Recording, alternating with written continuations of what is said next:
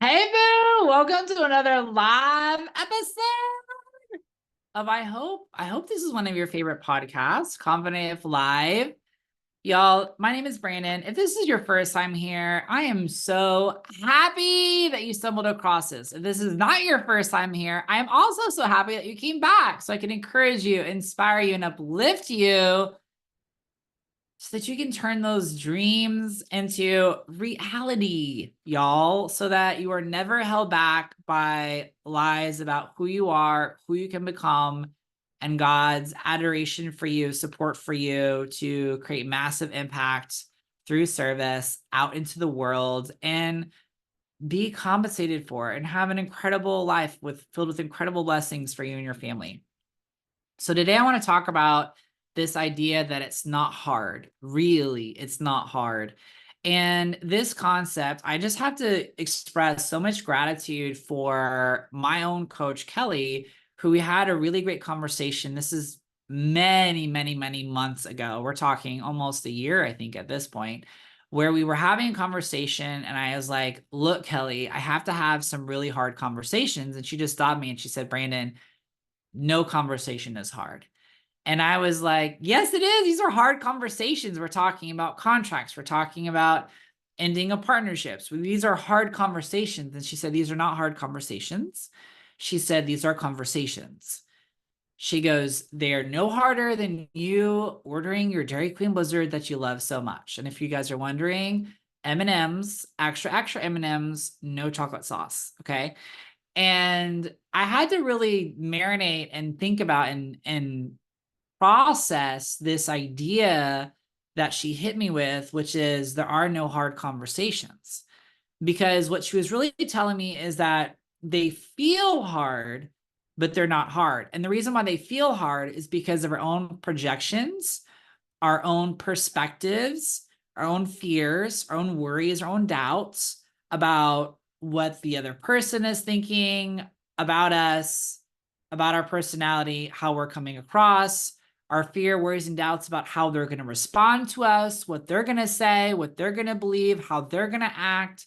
And that is where all the hard feelings come from, but they're really the feeling. It's the uncomfortable energy that is not neutralized, that we're not used to, that causes things to feel hard when they're actually not hard.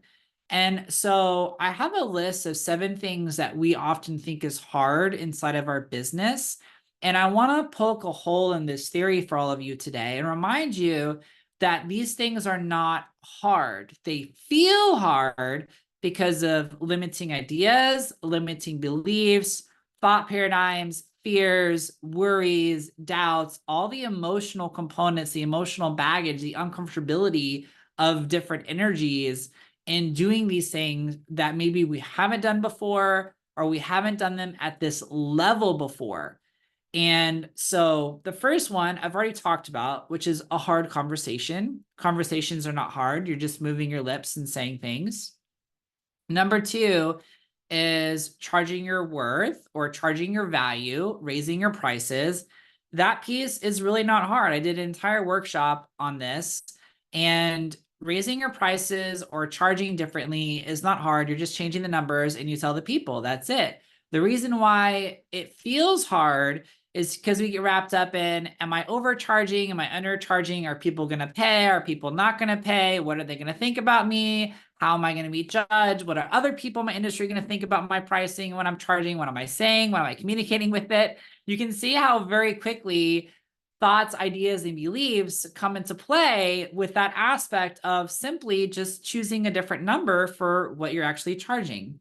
Number 3 is setting boundaries. A lot of people have a lot of weird, wonky uncomfortability and energy around setting boundaries. Setting boundaries does not make you mean. It does not make you manipulative. You can set boundaries in kindness and love.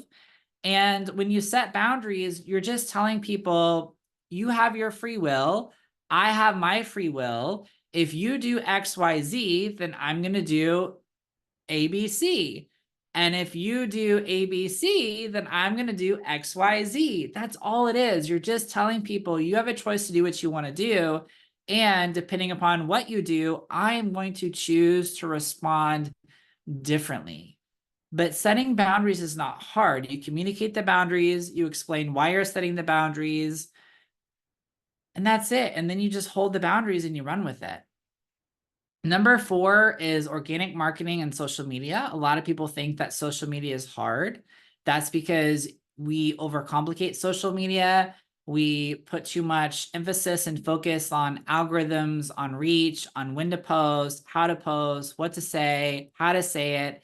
And we get really stuck in our heads and we get really hit with huge doses of lack of confidence and insecurity on showing up on social media.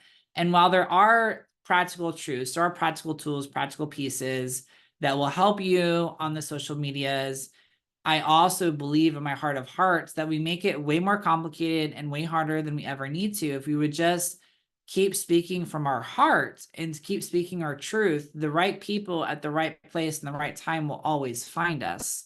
Because if you have a desire to serve people, then there's people who need what you have to serve. It's just a matter of you articulating that truthfully and remembering that it's not hard, it's easy. I really loved what Amanda Francis said on one of her things. She goes, when people ask me what to post on social media, I say, whatever the blank you want. Again, it's not hard. It's the feeling behind it, the emotions, the energies, the uncomfortability, the worries, the doubts, the fears, the self-judgments, and the worry of what other people are going to think and respond to you that actually makes it feel hard when it's not hard. The same thing goes with paid marketing, but the difference between paid marketing versus social media that's organic is that when you start to pay for your marketing, all of a sudden it feels like there's so much pressure because now it's not only does it have to be right, but now you have to make your money back. So it really has to be right because otherwise you're just wasting your money. You're just losing your money. And one of the biggest shifts that I was told was you're never losing your money, even if the ad doesn't work, because you are learning how to improve the ad. You're learning how to hit your ideal client. So you're gaining feedback, you're gaining perspective, you're gaining insight into what needs to be changed so that you can actually hit the people that you want to hit. And again, it feels hard.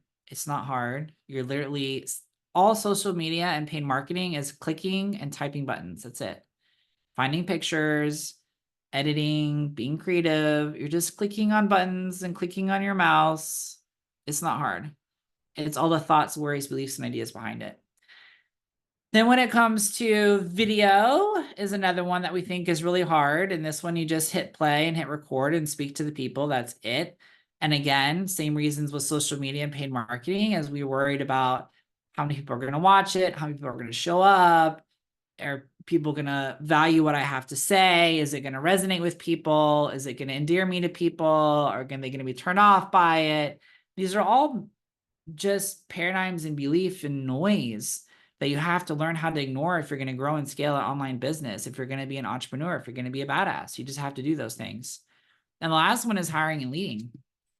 Hiring and leading is hands down the most challenging piece that I've ever had to consistently work on in business, because now it's not just about, it's about human nature. It's about loving other people. It's about forgiveness. It's about inspiring and motivating them. It's about tapping into their own talents, recognizing their talents. It's about challenging them in a helpful, constructive way.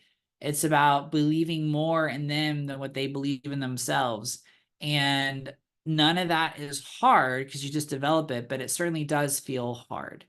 So my biggest piece of encouragement for you all today is that whenever anything in your business feels like it hard, I want to remind yourself to pull back and say, is this actually hard? No, it's not hard. Why is this feeling hard? Why is this feeling hard?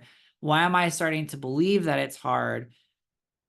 What are the thoughts? What are the ideas? What are the beliefs? What are the paradigms? What is the blah, blah, blah, blah, blah? Because none of it is actually hard. And if you meet yourself where you are, and you deliberately decide to let go of beliefs, fears, worries, and doubts that are arguing against yourself and embrace and integrate beliefs that are in favor of God's love and grace and favor over you and over your business, it becomes so much easier to move forward and do those things. And what did feel hard at one time doesn't have to feel hard anymore and gets to be neutralized. Okay. I love you all so much. Make sure you're following me in all the places, and I will see you with another podcast episode next week.